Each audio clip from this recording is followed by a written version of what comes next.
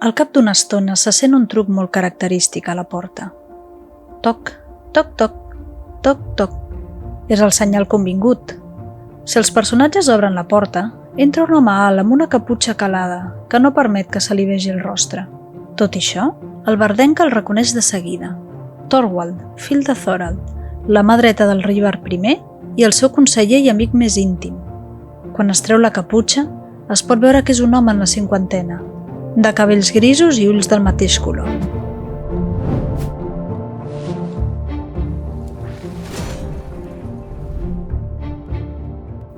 Buenas, bienvenidos a este nuevo timelapse. La descripción del principio está extraída del texto que ilustra este personaje. Se trata de una aventura diseñada para el juego de rol El Anillo Único, con el objetivo de incluirla en el fanzine Tirant lo Drac, en motivo de Sant Jordi. No la escribí yo, pero sí ilustré un par de personajes y el mapa de una de las localizaciones más importantes de la aventura. Los demás timelapses también estarán disponibles en el canal. Toda la información en la descripción del vídeo.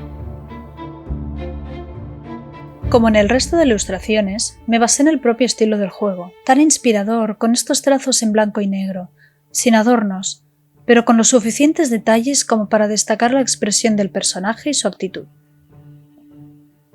En el caso de este personaje, Thorwald, es una persona tranquila y prudente, que durante su aparición en la aventura busca la discreción. Por eso su ropaje no está demasiado decorado, pero sí transmite que su cargo es el de alguien importante. La mirada es sosegada y cordial. Aunque no le entusiasma la presencia de forasteros, su principal objetivo es transmitir la información sobre la misión a los aventureros que estén dispuestos a llevarla a cabo.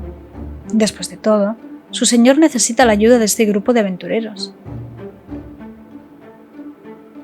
Thorwald es honorable y orgulloso, y para dar la totalidad de los detalles de la misión, primero necesitará estar seguro de que puede confiar en los personajes que tiene delante. Es uno de los primeros personajes con quienes interactúan los jugadores.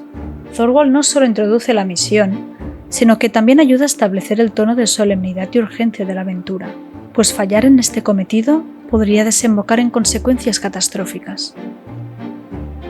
En definitiva, espero que os guste el proceso de creación de este personaje. La aventura a la que pertenece está muy bien. Nos vemos.